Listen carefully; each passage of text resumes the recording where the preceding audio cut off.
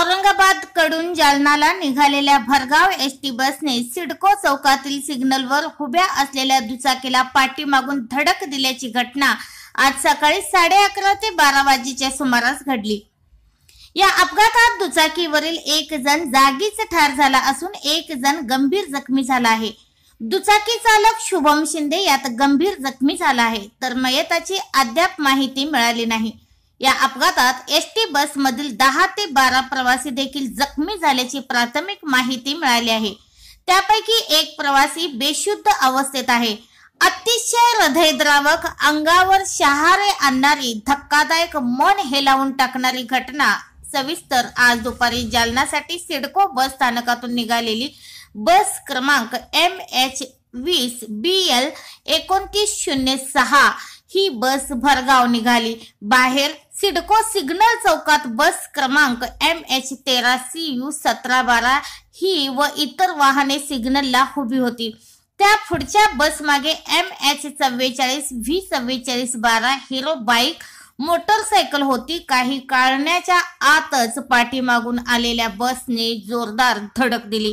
ही धडक इतकी जबरदस्त होती की मोटरसायकल बाईकवर बसलेले दोघे जण बसच्या डाव्या बाजूला पुढील बसच्या टायर व बसच्या इतर समोरील भागात अडकले।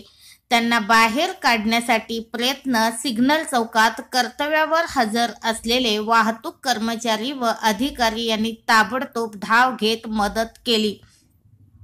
यांना काही रिक्षा चालक व सजग नागरिकांनी मदत केली। जखमींना बाहेर काढून रिक्षातून दवाखान्यात उपचारासाठी दाखल करण्यात आले। बसमधील काही प्रवासी पण जखमी झाले, त्यांनाही दवाखान्यात उपचारासाठी दाखल करण्यात आले। अडथळा मदत करणाऱ्यापेक्षा बघणाऱ्यांच्या गर्दीमुळे मदतीला उशीर लागला। शेवटी पोलिसांनी बघ्यांना हुसकावून लावण्यात आले, तरी नागरिक ऐकत नव्हते। ही एक मोठी गंभीर बाब आहे।